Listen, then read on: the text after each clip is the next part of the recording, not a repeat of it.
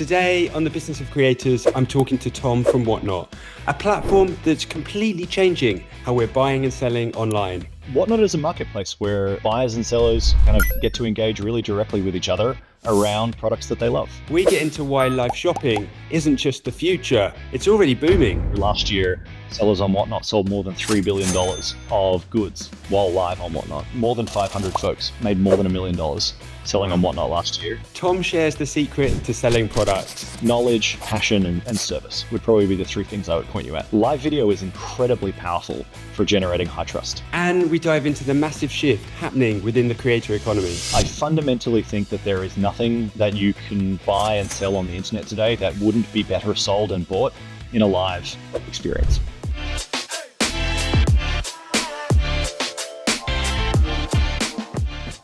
Great. So today on the podcast, I'm joined by Tom. Welcome to the show. Ian, thanks so much for having me. Great. So let's just jump into the basics. Can you tell us a bit more about Whatnot? Absolutely. Whatnot is a marketplace where buyers and sellers kind of get to engage really directly with each other around products that they love. Primarily, Whatnot at the moment is a live marketplace. So for the majority of our buyers and sellers, they meet on what is essentially a hybrid between your standard e-commerce experience and, I guess, a FaceTime. So as the seller, I'm on live video and I can see my buyers in the chat. They can ask me questions. They can ask me if I have, this in size 7, or if I have any in blue, and they can interact with each other and me around every kind of product, whether it's, we started in collectibles or things like Funko Pops and sports cards, but today our largest and fastest growing categories are things like luxury bags, vintage T-shirts, hunting, all sorts of things wherever there are kind of communities of people who are really enthusiastic about types of products, there's somebody buying and selling that on Whatnot. Cool. Well, I'm really excited to get into the detail of it. You spoke about sort of live shopping or live streaming. What do you think most people get wrong or misunderstand about that? So this is a slightly odd analogy, Ian, but I'll use it for you anyway because I think it really helps. The majority of e-commerce is really just a scaled up Sears catalog, not to age myself, but it is just like an endless list of things that exists on a site. And then I, scroll through that list and I do the equivalent of I tick the box in the back of the magazine, and instead of sending my old school check, I swipe my credit card and it kind of arrives. But I have no real understanding or feel for the product. There's no customer service in that. There's no personality of the seller. Whereas Whatnot is the internet version of going to the mall. You might go with something in mind. I came to buy a present from my mum, but I wander through the mall and I can see individual stores, and the branding of that store might convince me to come in. The personality of the seller might convince me to make a purchase. The shopkeeper can tell me that they sourced these earrings from Australia and that they fell in love with them when they went there on a holiday. Or somebody can, as a book merchant, be like, here's our staff picks shelf, and I can go and peruse those.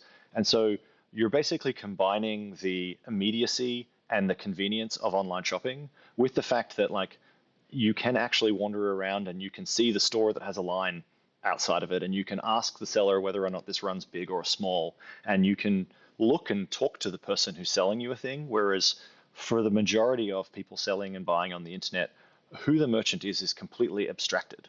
I have absolutely no idea who I'm buying from when I buy from an Amazon listing. I have no idea where these things come from. Whatnot is much more like kind of going back to the mall. And so I think to your original question of what do people overlook, it's a way to actually understand who a seller is and to get that kind of, much more traditional form of customer service. But because it is really interactive and it is kind of on the internet, you can also do, as much or even more volume than e-commerce enables you to do. Got it. I love that. And the analogy as well. But with so much going on, how do you sort of reduce some of that friction and make it seamless for people to buy through the live shopping? Well, the piece that Whatnot really provides is that everything you need as both a buyer and seller is kind of fully vertically integrated. So when I show up as a buyer, we're automatically obviously kind of calculating the basics like shipping. We can, have all of your, financial details ready. And because it's an auction, actually, one of the things that that most intuitively happens is actually the rest of chat and the seller can talk you through it. So You're live on video with me now, and we can kind of talk to each other. And if I was having tech difficulty, you could coach me through which buttons to hit.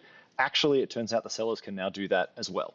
And so when people want to participate in these things, when we have new features that we want to launch, or when the seller wants to do something a little bit different, they've got a new format they want to try, or heck, they want to turn around and say, do you guys want shoes, or should I be like running some hoodies right now? During the Masters, we saw a whole bunch of our golf sellers talking about the Masters while they were happening. And when Rory's on screen, they're running Nike products. And then when Bryson's on screen, they're running Reebok products, and really making it kind of interactive and fun for their sellers. You can actually bring some of that kind of the joy back to shopping. And video is such a natural format for doing those things that you don't actually have to overbuild the experience. As I said, we can get the basics right for you, logistics, payments, all of that good gear. But the rest of it is kind of like old-fashioned customer service done through interactivity. I love that. And it's fairly obvious sort of how someone like an entrepreneur or small business makes money. But can you break down sort of the different monetization paths that are available? Sure. Um, I mean, obviously, the first and primary kind of answer to that is sellers bring their goods to Whatnot, and we match them with a very active buyer base. Buyers on Whatnot spend about 90 minutes a day on Whatnot, because it is I used to go and wander the mall. This is a fun place to be. We are not optimizing for people to come in and make a basket and leave. Um, and part of the outcome of that is that buyers on Whatnot spend 10 times more than they spend on any other marketplace in the US, because it is that kind of environment where you wander the mall and you end up buying those earrings because they were wonderful and they were charming and the seller was great. And so you bring your goods to Whatnot, you can sell them here. We've got a couple different formats that you can choose to sell with. There's the majority of the platform right now is live auctions. So, it's a very fun way to buy, which is 20 of us will be sitting here and you'll start an auction for this kind of fantastic hat and we can all bid on it. As a seller, I can choose to start that at $1. I can choose to start that closer to what I think its price is worth at, say, 50. And then it's just, you can run those in 10-second auctions, 3-second auctions, 10-minute auctions. It's really up to you as the seller to decide how you want to balance those. We have fixed price purchasing, or what we would call buy it now. So particularly for people who may run, say, boutiques or higher value things, especially for sellers who may be running a Whatnot stream out of a store where you have fixed, overheads. I've got to pay rent on my store. The margin's important to me. You can sell things at a fixed price, and you're really using your show as a way to merchandise, answer questions, do kind of customer acquisition. And then we have some really fun formats as well, which include things like what we'd call flash sales, which is, say you happen to be sitting on 1,000 t-shirts of a particular variety. You can try and sell all 1,000 at once.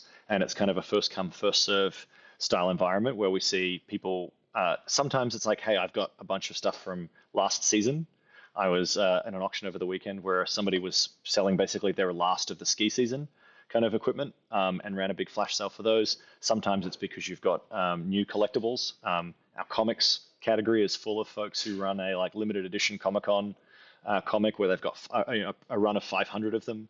And flash sales basically lets you move hundreds of items in 3 to 10 seconds, which as a merchant is obviously really exciting because your revenue per hour is a pretty good sign of engagement. And then the thing about both those fixed price purchases as well as the auctions is you can choose to run them during a live stream, or you can just have them sitting in your store running kind of when you're offline. The majority of our sellers find that being live and providing that kind of interactive experience is much more effective for them. But increasingly, passive revenue streams are obviously important to sellers, and our buyers, because they're wandering around the store and finding things they love, are very happy to buy in either format. Got it. And what makes like a great Whatnot seller? Is it the product? Is it their charisma and the presentation, or is it? I guess it's a mix as well. I mean, yeah, unfortunately, the answer is yes. Um, if you have very bad products, I don't know that people are particularly excited to buy them. But I think it's a combination of like knowledge, passion, and service would probably be the three things I would point you at. So if we take something like collectibles, um, I don't know that I should admit this on the internet, but I buy a lot of Lego, right? It turns out Lego is a really big collectibles area for folks. There are people who know every Lego set ever made, and they can genuinely talk to you about like the individual pieces in here, or when this was released. Probably my favorite ever Whatnot show was last year for May the 4th, where somebody sold every Star Wars Lego set ever made in chronological order, Wow. which was, it took him nearly 40 hours. It was phenomenal. Um, and he knows a lot, so I can ask questions. And as an enthusiast, I kind of want to be there because I feel like that's like going down to the local comic book store and there's someone who wants to talk to you as much as they want to sell something to you. There's then the people who provide just a really entertaining experience. And I mentioned a little bit before, like how does a seller stand out if you're selling something that might be a commodity? So if I'm selling North Face hoodies, it turns out you can get those on lots of places. Why here? Why would I buy from you? And the answer is it's fun. I can be entertaining along the way. Maybe I've got, I'm funny and I crack some good jokes. I can basically bring my personality to the fore. And then there are folks who their whole brand is I can provide excellent service. So I can talk to you about how you might use those. So in our beauty category, for example, there's a lot of folks who will literally talk to you about like, what kind of skin do you have? What kind of complexion do you have? This product is or isn't for you, in the way that I think we've gotten used to the idea on the internet now that what I do is I buy, and then I assume that 30% of things I buy won't work, won't fit, aren't right, and I'm kind of going to return them. You can actually kind of combine the I'm shopping from my couch or from bed late at night, but I'm also getting that level of like entertainment and experience. Yeah, I like that. And the analogy of Lego, I used to work at Disney, so very familiar with Oh, adult amazing. fans of Lego. So Yep, you worked at Twitch with creators and now I did. Whatnot with sellers. Kind of how have you seen that evolution of creators and sellers? Yeah, I think there's a couple things that are really interesting. I'd say the first is that the majority of people in kind of millennial or Gen Zs are born content creators. It turns out we have all been making content and putting ourselves out there for forever. And so I think the barrier to being a live personality is lower than it's ever been.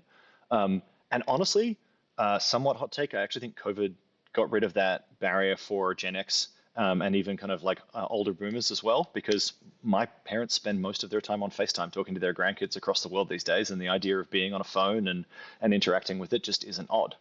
But I think the biggest difference for me is throughout the whole creator ecosystem, I think there are people who are entertaining and have an audience and have really good taste in something. It can be in Pokemon or it could be in fashion. And all of them are asking, how do I actually monetize my taste and my audience? Mm. And it's really hard, it turns out, to do that via CPM. And it's very, very hard to do that just with patronage because you can have 10,000 people watch you open a pack of Pokemon cards and earn $6 per thousand of them per hour on an ad. And you can hope for patronage in the form of like a Twitch sub, but you're probably not going to get more than 3 to 5% of people ever choose to drop you a sub. Uh, or you could be the person selling that Pokemon packet for $35. And then you open that packet on screen and you provide that same great entertainment. You can bring your same knowledge about whether or not that card is rare or interesting. But in an hour, you're making $400 or $500 from from selling those Pokemon cards, as opposed to trying to just kind of monetize with a CPM. And I think it creates a totally different dynamic. Where as an entertainment creator, you're basically renting attention. And so increasingly, you have to keep coming up with like newer and crazier ways to be interesting and engaging. Or you have to kind of get into the realm where you are increasingly less authentic because you're doing a brand content partnership for the day, where you're suddenly endorsing, vitamin drinks because that's how you would very reasonably kind of pay the bills. Whereas when you're selling the goods directly, if I've got really high taste, we've got some of our best fashion sellers. For example, Ian, go and spend 2 days at thrift stores Mm. finding incredible collections of vintage t-shirts, and then they'll run a show all day where they're going to sell 1,000 vintage t-shirts. And it's like fantastic because I have very little time and pretty lousy taste. And so I'm really actually happy for somebody to come in and curate fashion for me. And instead of making an Instagram post about like, look at this amazing thrift haul I just did, I get to both make the content and then resell the goods in an environment that is like really low effort. There's no overhead for somebody to kind of start doing that on Whatnot or to build a store doing that. So we've got, I was talking to one of our kind of handbag sellers last week, and he has somebody in Japan who sources vintage bags at kind of consignment stores in Japan, Mm. who then FedExes them over to him, and he runs a Thursday night show where he goes through and tells you the history of these bags and runs incredible auctions for luxury bags. And it is combining taste and entertainment with real earning capacity. Um, and in fact, um, one of I think the most interesting things when I think about Whatnot is just like how many folks actually do it full time. So, um, McKinsey were already forecasting 10 to 20% of all e-commerce will be live in the next couple of years. I think what's equally interesting for me is there is a very, very meaningful percentage of Whatnot sellers who make more than 10 grand a month already. And we've had, um, last year, I'm confident the number was like more than 500 folks made more than $1 million Wow. selling on Whatnot last year, and 1 in 10 folks are selling full time. And the way we kind of tend to judge full time is, are you doing more than 10 grand a month on Yep. the platform? And so, I don't think you could say the same even of tens of millions of people making YouTube videos or streaming live on Twitch, because renting attention and being able to monetize your taste and your audience are just really different economic prospects. Yeah, yeah, I really like that comparison there. And so let's talk about the platform. How do you support sellers behind the scenes with like tools and analytics and coaching to help them sell? Yeah. The first interesting piece, Ian, is that the majority of people who sign up to start selling today were buyers yesterday. So the first way that this tends to happen is you come to Whatnot as a buyer and you understand, wow, this is kind of really interesting. So the joy of live content is you can learn from others. After that, we have a really comprehensive product suite that basically says you don't need anything other than an iPhone to move, hundreds of thousands of dollars of sales in Whatnot in a year, because from your phone you can basically kind of go live. And I guess the amazing thing about live that is less well understood is if you're going to list things for sale on an eBay or a Poshmark, you have to go through this fairly detailed process of making a long listing, Mm. and then you put it out there for months and you kind of wait and see if it sells, and you're hanging on to that inventory. Whereas this is a very silly example, but if I wanted to sell you this Coke can that's currently on my desk, I can literally show it to you on screen. I can describe it. I can be like, actually, this one's open, and you can see the condition that it's in. And we can kind of cut through that whole, how do I go through and do this listing, and how much time and energy and effort does it take? Because live video does an awful lot of that. And Mm. increasingly, what we work on is how do we make listings in live in that moment, so that you can kind of sell not just a dozen things an hour, but our big sellers are selling hundreds of items an hour. 500, 600 items an hour is like not particularly difficult on Whatnot, even before you get to things like flash sales. And then as a seller at the end of that show, waiting for me is shipping labels that the buyer has paid for that are all ready to go, and all I have to do is go through and print those, stick them on the box with the package, and kind of drop them off at the post office, and it's all vertically integrated from there. So um, the premise is basically that you can go through if you have inventory and you're ready to go, start selling, and then we obviously make it as easy as we can for you to try and bring buyers to that show. So about half of the sellers that start on Whatnot have sold somewhere else, and so tend to use whether it's their Twitch stream, whether it's their kind of like Instagram following, whether it is an email list they might have. They tell folks that they're starting here. We give new buyers referral credits, so we make it as easy as possible for new buyers to kind of start purchasing with free credit. All buyers get free shipping on their first purchase. So we make it as easy as possible for people to find you and fall in love with you. But because, as I mentioned earlier, buyers don't come to Whatnot to make a single purchase. They come and they hang out and they wander Mm. around in the stores. Most sellers find that the people buying from them didn't actually come with them from other places, but they are existing Whatnot buyers who are exploring and interested to find new people to buy from.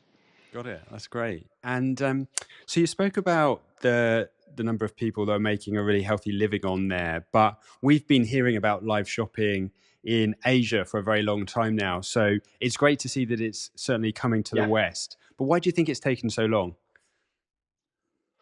It's really interesting. I was living and working in India in Okay. like 2013, 14, working on what was a precursor to some ecom. And I think one of the things that it's easy to miss here in the West is that actually for certainly China and India, but increasingly, or also for kind of some of Southeast Asia, um, they kind of entirely skipped desktop.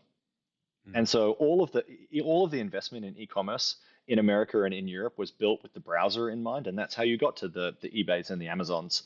And even to this day, they are optimized for web as an experience, even if people then use phones more often. And if you don't believe me, try and buy a Kindle book on iPhone. Like it's an awful experience. Um, Whereas I think for Asian consumers, because we didn't really have landline internet in India, there was like 15 million internet connections in India before 4G arrived. And so, because you skipped straight to the phone, your understanding of what was possible, capable, what tools are available to you, skipped straight to, well, now I've got 4G internet and a camera in front of me. Like, how would I do this? And if that's your first framing of the internet, the things that you think of doing is totally different. Um, and like, there's no fundamental reason why Western consumers don't want to buy live. And in fact, Whatnot is obviously very real proof that that Mm, is not true. Last year, sellers on Whatnot sold more than $3 billion of goods while live on Whatnot. I think it is that once consumers establish behavior in a certain way, it just takes some time to kind of shift them.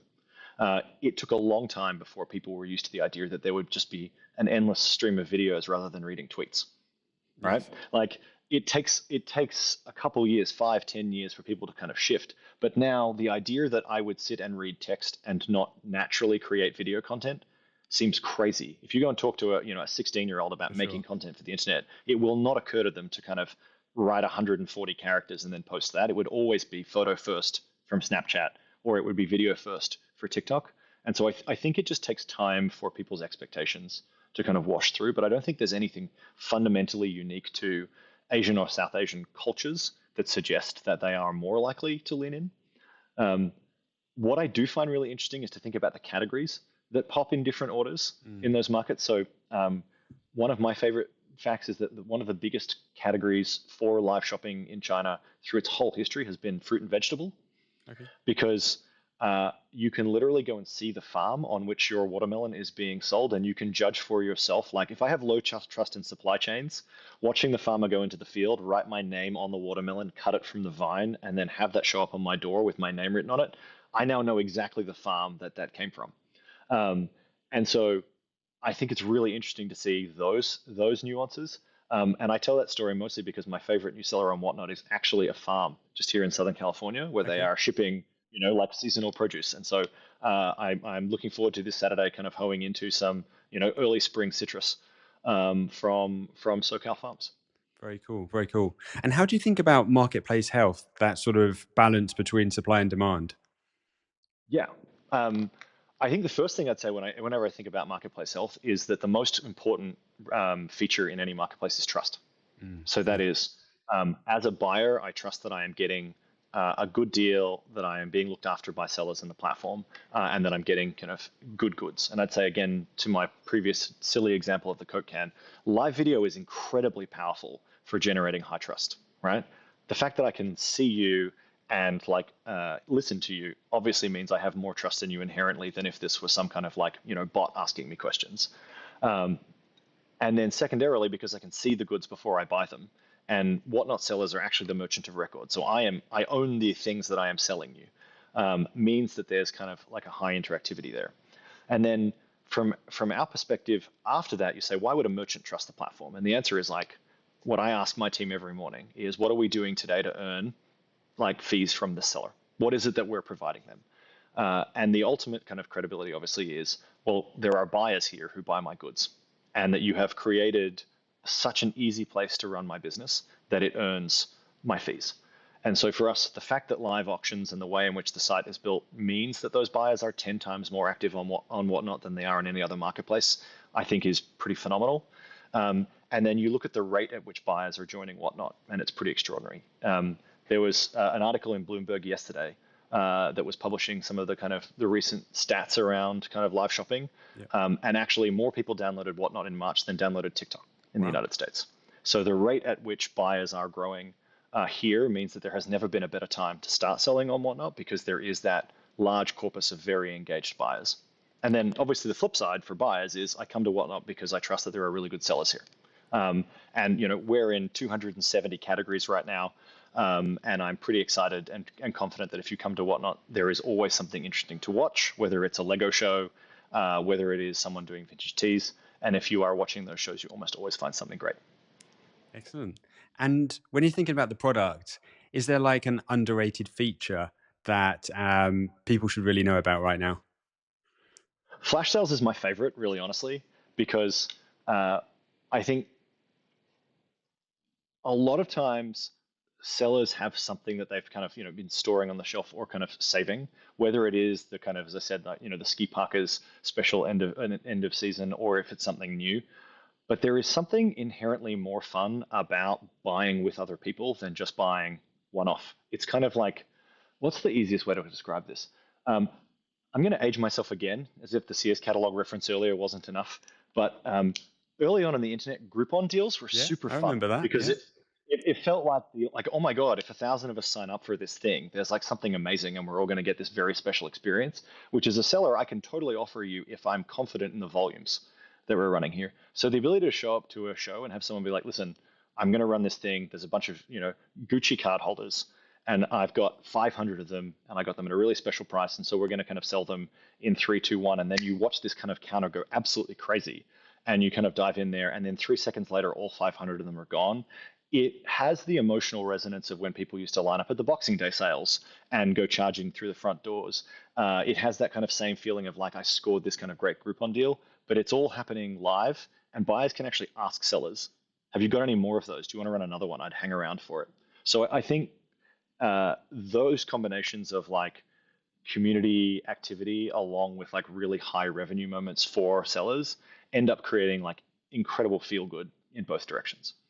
Yeah, I'm excited to see sort of how that evolves. And Tom, thank you so much for your time. Before we wrap up, I'd love to understand just where you see Whatnot going over the next 2 or 3 years.